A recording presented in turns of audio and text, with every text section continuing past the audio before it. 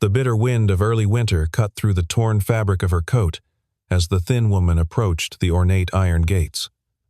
Her small daughter clung to her leg, thumb in mouth, eyes wide with exhaustion. She knocked hesitantly, then louder, her voice barely carrying through the cold air. "I can clean your house," she whispered through the bars, "just for a plate of food. Please." When the front door opened and the man emerged, a Millionaire CEO, in his pristine suit, he stopped dead in his tracks, his face draining of all color. Emily Harper clutched her daughter's tiny hand tighter as she waited for the inevitable rejection. At 28, she had fallen further than she ever imagined possible. Just 3 years ago, she had been a promising architecture student, sketching dreams of buildings that would touch the sky. She had a husband who loved her, a small apartment filled with laughter, and a future that seemed as solid as the foundations she studied. But life has a way of dismantling even the strongest structures. The car accident had taken everything in a single, horrific instant. Her husband died on impact. She survived with injuries that drained their savings and left her unable to work for months. The medical bills piled up like a paper mountain she could never climb. The apartment went first. Then, her dignity. Then, hope itself. Now she lived in a rusted sedan, parked behind an abandoned warehouse, her 3-year-old daughter Sophie wheezing through asthma attacks that Emily could barely afford to treat. The bi-weekly trips to the emergency room for Sophie's breathing treatments had become a terrifying routine. Emily would hold her daughter's small body as it struggled for air, promising God anything if he would just let her baby breathe. The inhalers cost more than she made in a week of odd jobs, cleaning offices at night, when she could find someone to watch Sophie, washing dishes in restaurants that didn't ask for documentation, selling her blood plasma when they'd take it. She had sold everything of value months ago, including her wedding ring, which bought them 2 weeks in a motel and medicine for Sophie. Now even her shoes had holes that she tried to cover with duct tape found in dumpsters. She bent down to wipe the dirt from them with her sleeve, a futile gesture of pride before facing whoever owned this magnificent house. Nathan Cole watched from his doorway, his mind struggling to process what his eyes were seeing. At 35, he commanded boardrooms and closed million-dollar deals with the confidence of a man who had clawed his way up from nothing. His construction empire sprawled across 3 states, each building a monument to his success and a barrier against his past. The mansion behind him contained 14 rooms, most of which he never entered. He ate his meals alone at a kitchen counter, slept in one corner of a king-sized bed, and worked until his eyes burned rather than face the silence. Success, he had learned, was an excellent insulator against memories, but it was a poor companion. The poverty he saw in the woman at his gate was achingly familiar. He recognized the particular slouch of someone who had given up fighting gravity, the way she held her child as if the little girl was the only thing keeping her tethered to earth. But it was her face that had stopped his breath, even gaunt from hunger, even with dark circles under her eyes. She looked impossibly like the sister he had lost 18 years ago. Rebecca had been 17 when she vanished. Just another runaway teenager, according to the police. Just another statistic in a poor neighborhood where kids disappeared like morning mist. Nathan had been barely 17 himself, already working 3 jobs to keep them afloat after their mother's death. He had come home to find her bed empty, her few possessions gone, and a hole in his life that no amount of success could fill. He had hired private investigators over the years, spending tens of thousands of dollars chasing shadows and false leads. Every young woman with dark hair and green eyes became a possibility. Every news story about found remains made him hold his breath. The not knowing was a special kind of torture. Was she dead? Had she started a new life somewhere? Did she ever think of him? The question circled endlessly in his mind during the long nights in his empty mansion. Now, staring at this stranger who wore his sister's face like a ghost, he felt the carefully constructed walls around his heart crack. "Come in," Nathan heard himself say, his voice rough with suppressed emotion. "Both of you." Come inside where it's warm." He watched the woman's eyes widen with surprise and suspicion. She had been prepared for rejection, not kindness. The little girl peeked out from behind her mother's leg, and Nathan's heart clenched at how small she was, how her thin coat couldn't possibly be keeping her warm. Emily hesitated, her arms tightening protectively around Sophie. She had learned that kindness from strangers often came with a price, especially when you were desperate. But Sophie's wheezing had worsened in the cold, and the warm air spilling from the open door promised relief. The interior of the house overwhelmed Emily's senses. The soaring ceilings, the gleaming marble floors, the soft lighting that made everything glow like a dream. Sophie's eyes went wide as saucers, and she whispered, "Mama, is this a castle?" Emily felt tears threaten. Her daughter had never been inside a real house, had never known anything but shelters in their car and the occasional dingy motel room. Nathan led them to the kitchen, a space larger than any apartment Emily had ever lived in. He moved with nervous energy, pulling out chairs, adjusting the heating, filling a glass with water. "When did she last eat?" he asked quietly, nodding toward Sophie. Emily's cheeks burned with shame. "This morning. We shared some crackers." It was a lie. Emily hadn't eaten in 2 days, giving everything to her daughter. Nathan opened his restaurant-grade refrigerator and began pulling out containers. "I have soup from yesterday, still fresh, chicken noodle, and bread, fruit, cheese." His hands shook slightly as he worked, and Emily noticed. This man, with his expensive suit and massive house, was trembling as he heated soup for a stranger's child. "Why are you doing this?" she asked, her voice barely above a whisper. Nathan paused, his back to her.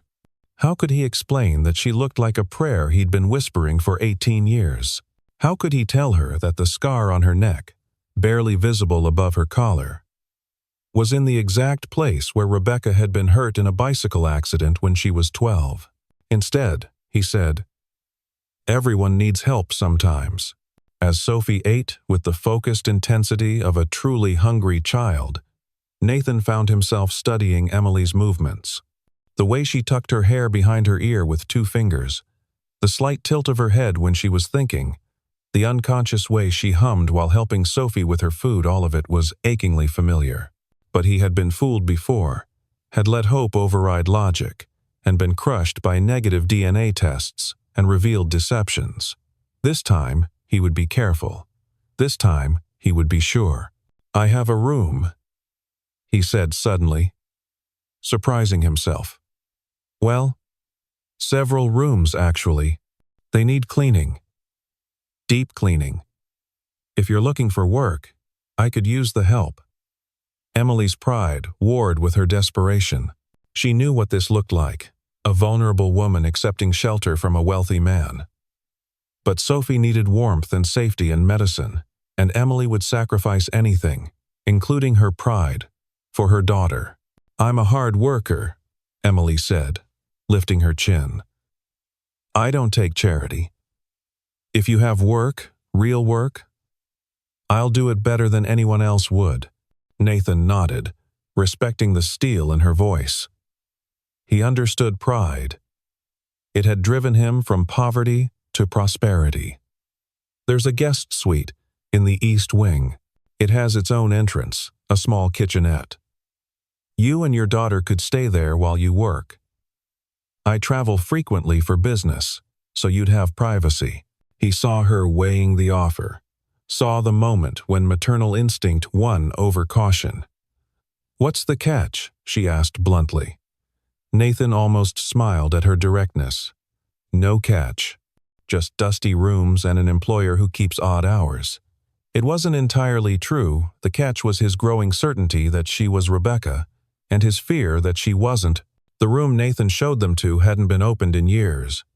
Dust motes danced in the afternoon light streaming through tall windows, and white sheets covered furniture like ghosts. "This was my sister's room," Nathan said quietly, then seemed to catch himself. "I mean, it was designed for a teenage girl. Previous owners, Emily didn't question the lie, too overwhelmed by the space. It was beautiful, even under the neglect. Soft blue walls, built-in bookshelves, a window seat overlooking the garden. Sophie immediately ran to the window, pressing her small hands against the glass. "Mama, there's a swing outside. Can I swing?" The normalcy of the question, the simple childhood desire, made Emily's eyes burn with unshed tears. Nathan left them to settle in, but found himself returning an hour later with supplies, fresh bedding, towels, children's medicine he'd had his assistant rush over. He knocked hesitantly, and Emily answered with Sophie on her hip. The little girl had color in her cheeks now, and her breathing seemed easier. "I thought you might need these," he said awkwardly, setting down the bags. Sophie spotted the small stuffed rabbit poking out of one bag and gasped with delight. "You didn't have to," Emily began, but Nathan cut her off. "It's nothing. Just basics." He paused in the doorway, wanting to say more, wanting to ask if she remembered anything about before. About a house smaller than this but filled with love. About a brother who had failed to protect her. Instead, he said, "Dinner's at 6, if you'd like to join me."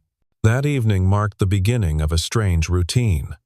Emily would spend her days meticulously cleaning rooms that hadn't been touched in years, uncovering beautiful furniture and architecture beneath layers of neglect.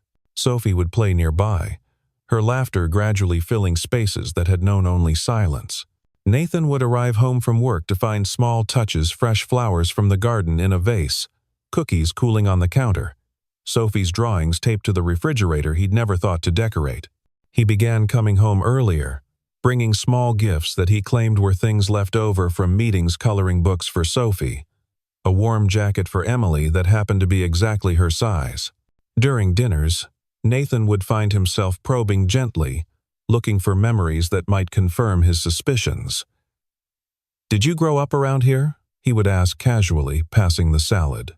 Emily's answers were always vague, clouded. "I don't remember much before I was 16, she would say, unconsciously rubbing the scar on her neck. "There was an accident. Head trauma. My foster parents said I was found by the highway, no identification. They gave me a new name, a fresh start." Nathan's heart would race at these revelations, but he forced himself to remain calm.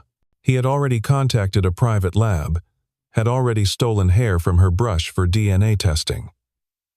He hated himself for the deception. But he had to know.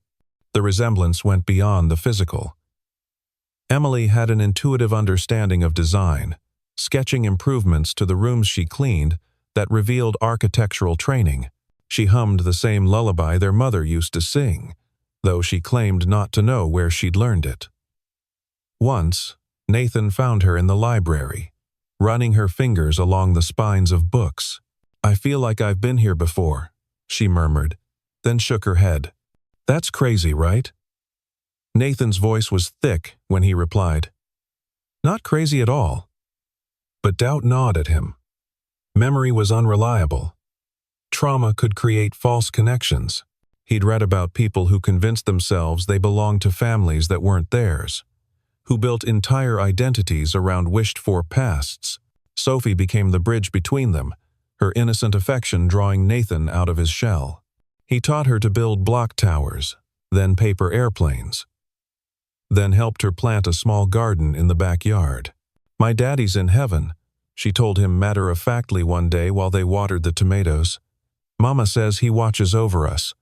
Do you think he can see your big house?" Nathan's throat tightened. "I think he can see that your mama takes very good care of you." Sophie nodded solemnly. "She gives me her food sometimes, when she thinks I'm not looking. But I know." The child's observation gutted him. He began leaving extra food casually available, pretending not to notice when Emily packaged up leftovers she claimed were for tomorrow. Emily felt the shift in the house's atmosphere like a change in weather.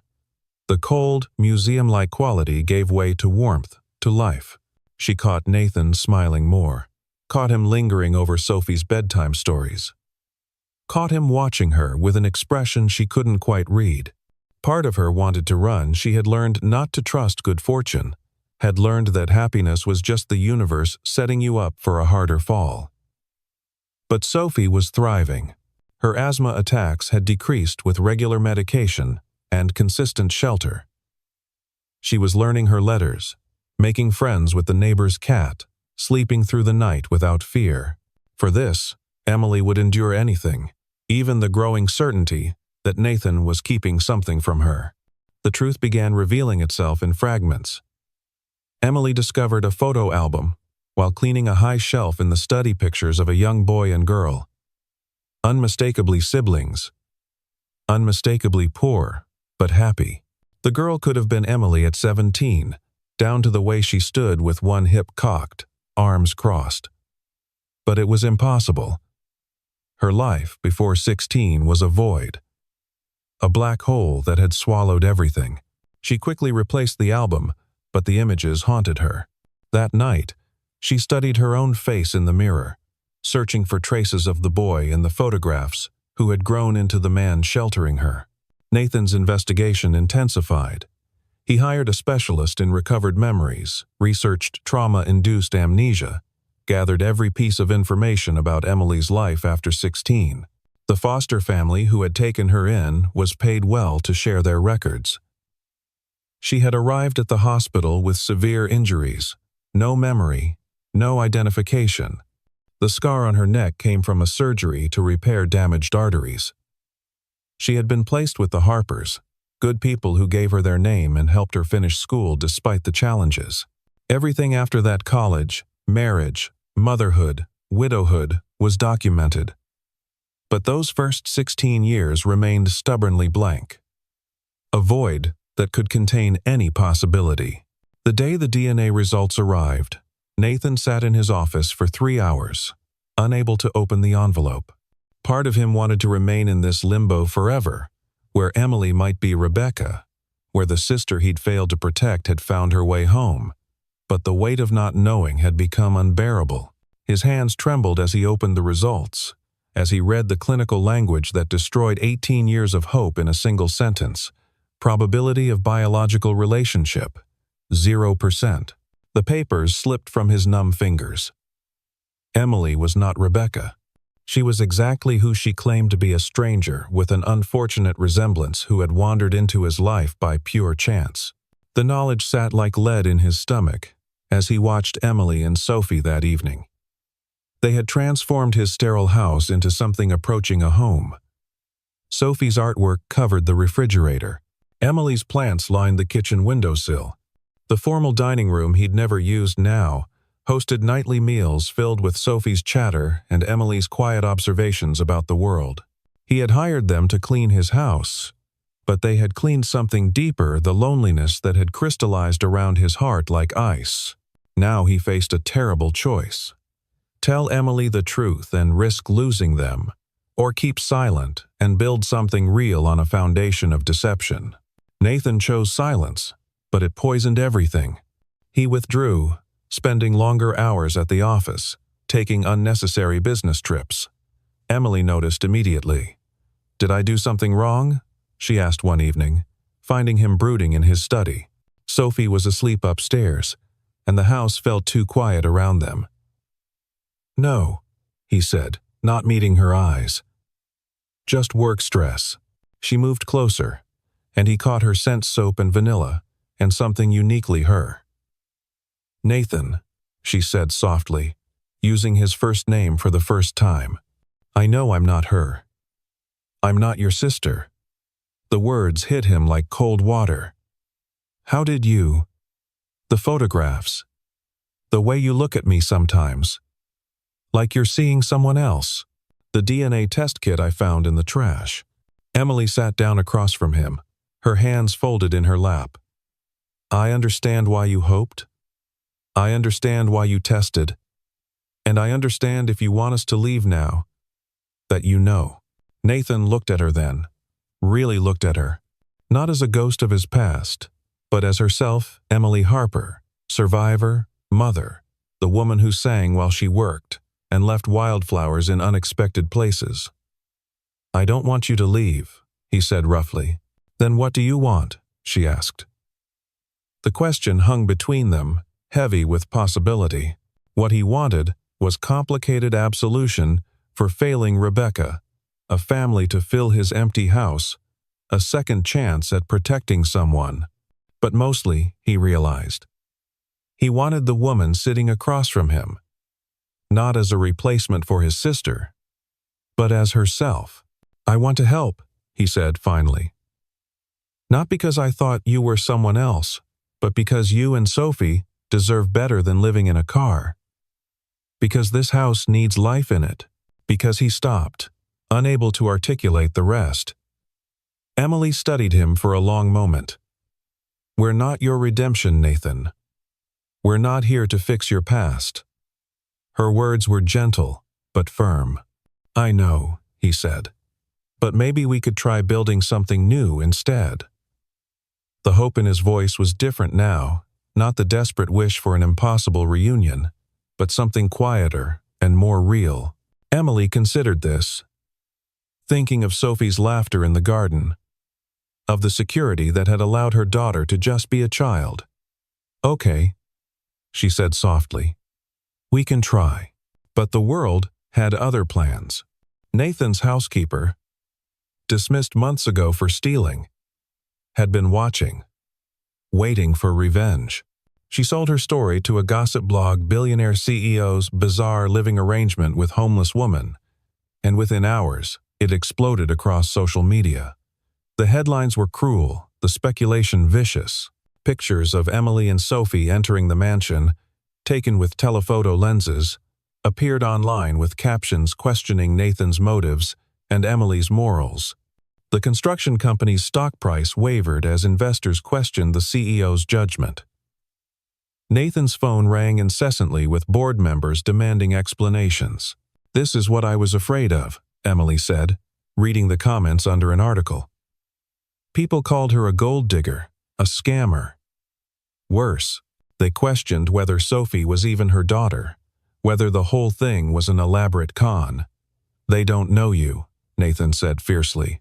"They don't know anything about our situation." But Emily had lived in the margins long enough to know how these stories ended. The powerful man would choose his reputation, his company, his fortune.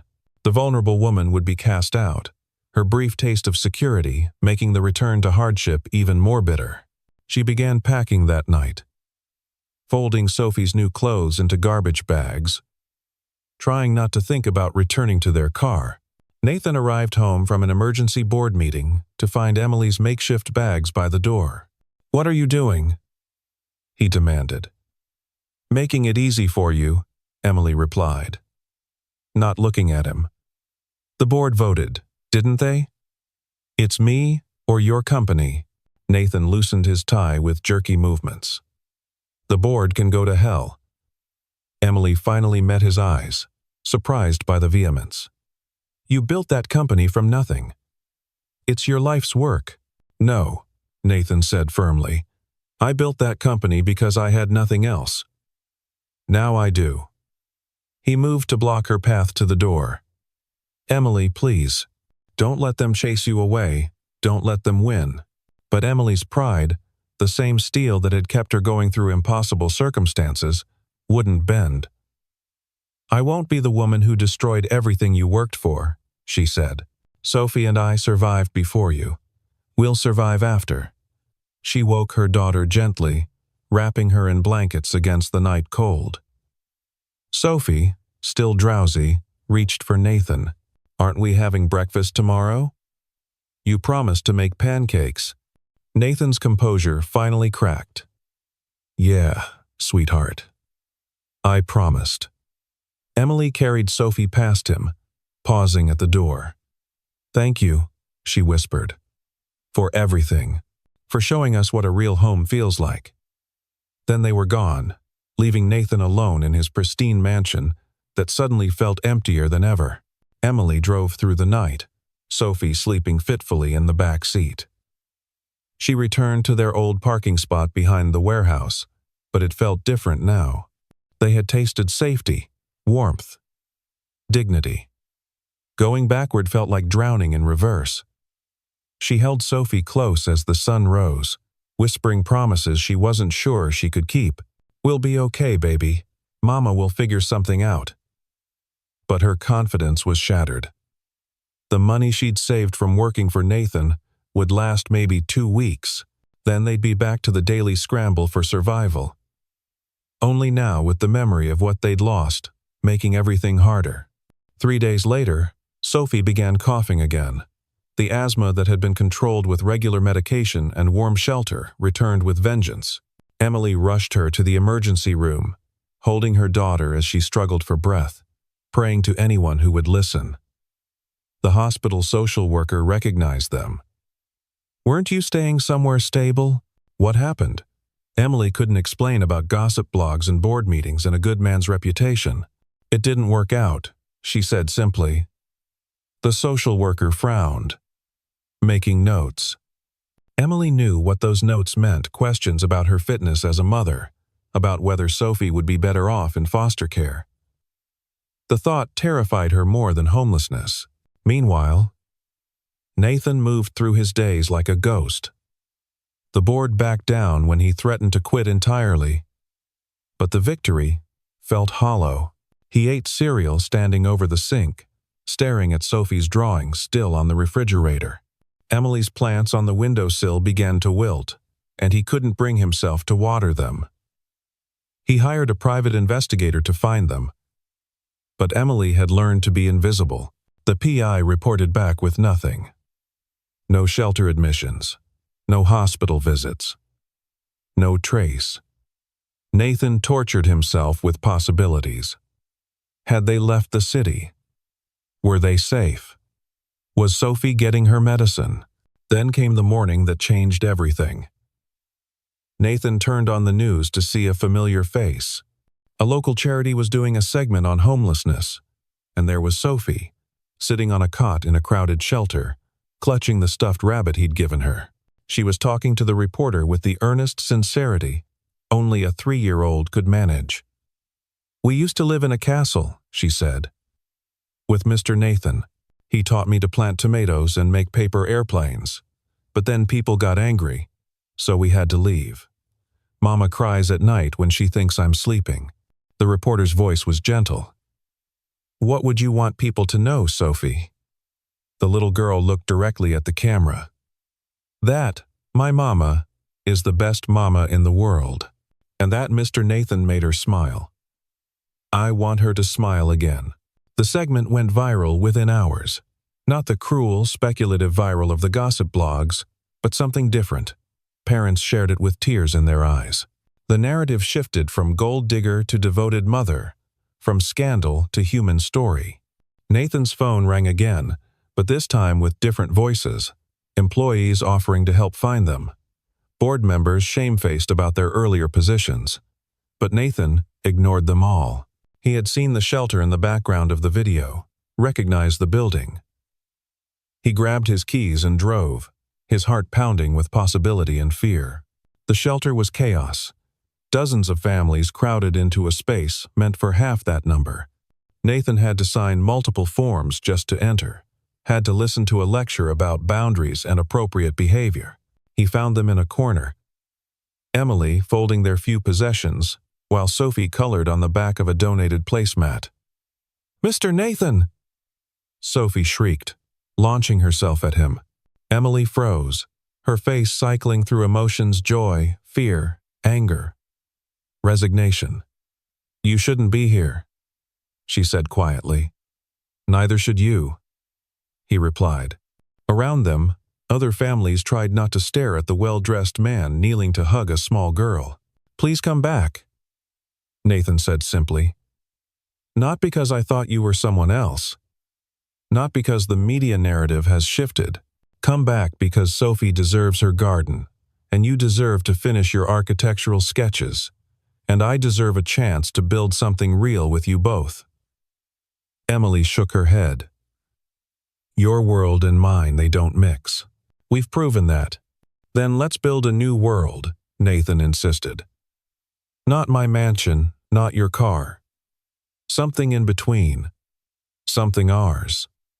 He pulled out a folder. I bought a house. A normal house. In a neighborhood with a school Sophie can walk to. 3 bedrooms. 2 baths. A yard for tomatoes. It's in your name. Emily stared at the deed. I can't accept this. It's too much. Nathan met her eyes steadily. It's not charity. It's not payment. It's a promise that you'll never have to run again. That Sophie will have stability.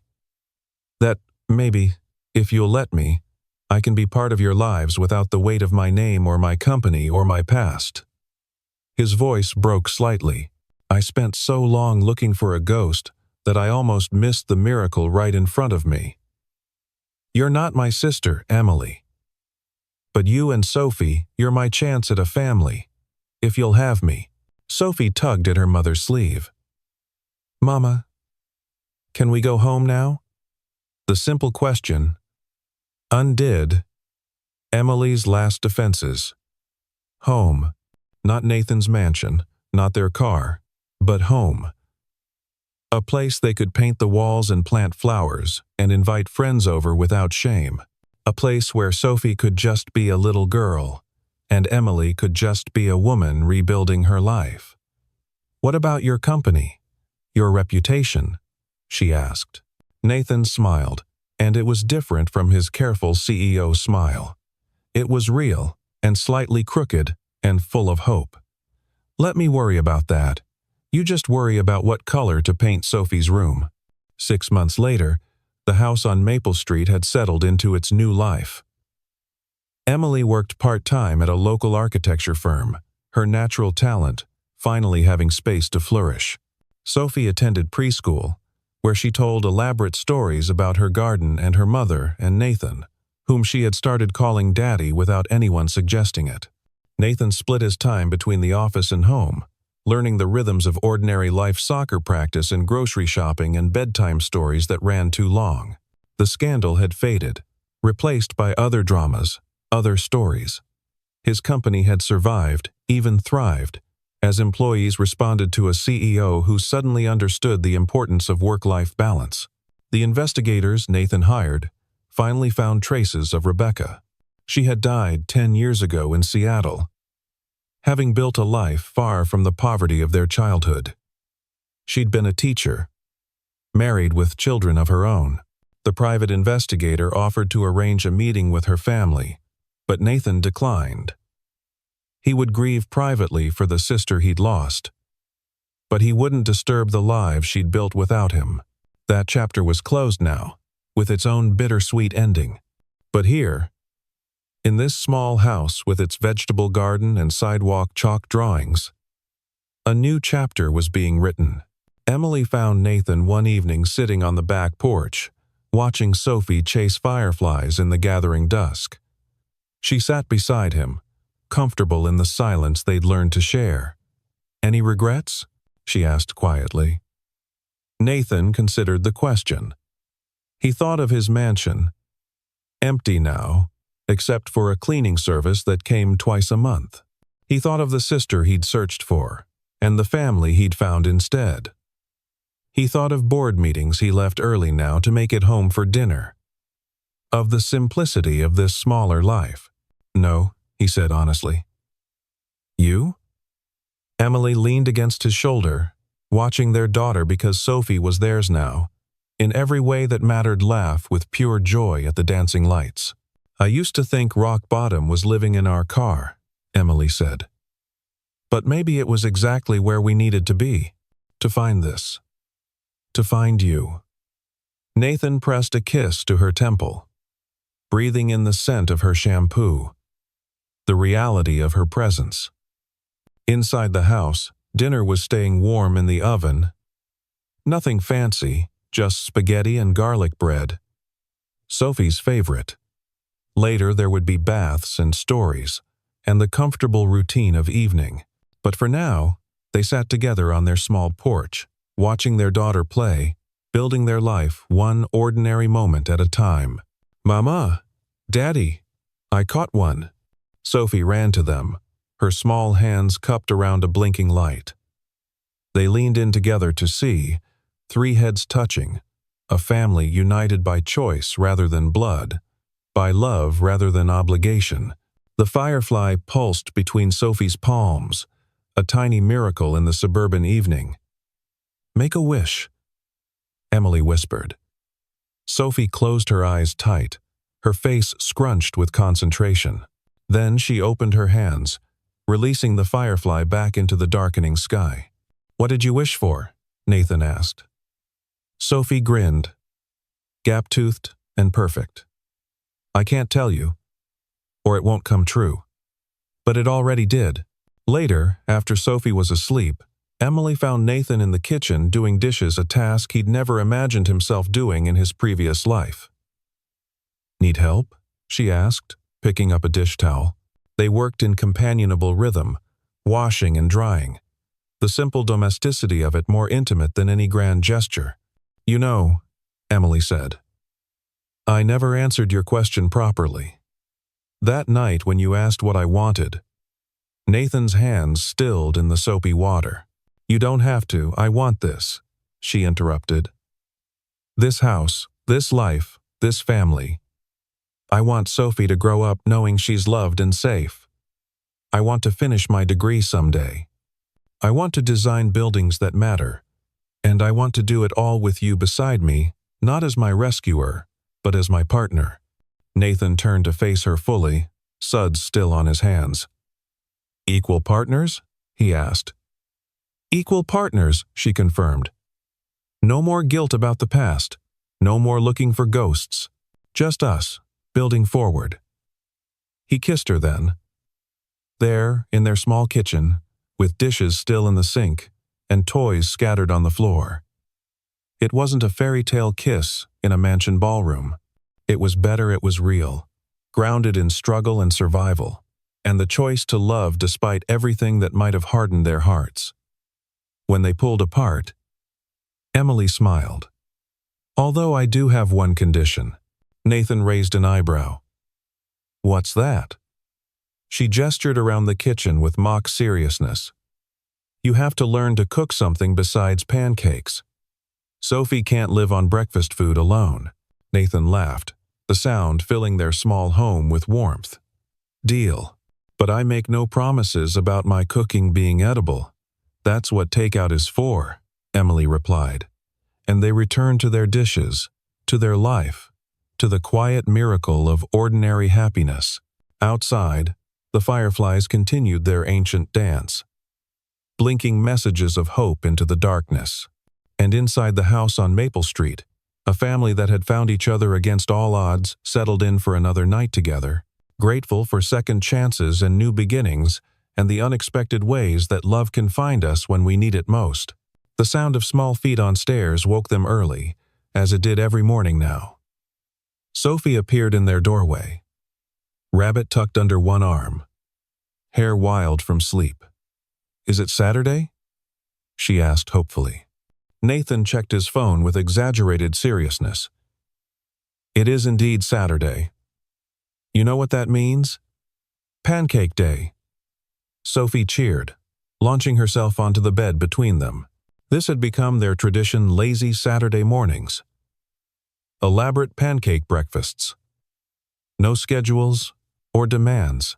Emily caught Nathan's eye over their daughter's head, saw her own contentment reflected there. 6 months ago, she had stood at his gate, desperate and alone. Now she woke each morning in a home filled with love and laughter and the promise of permanence. "Can we make them shaped like butterflies today?" Sophie asked, already planning their morning. "We can try," Nathan said, ruffling her hair. "But they might end up looking more like blobs with wings. That's okay," Sophie said generously. "Blob butterflies taste just as good." As they made their way downstairs together, Emily paused at the landing, looking at the photos that now lined the wall.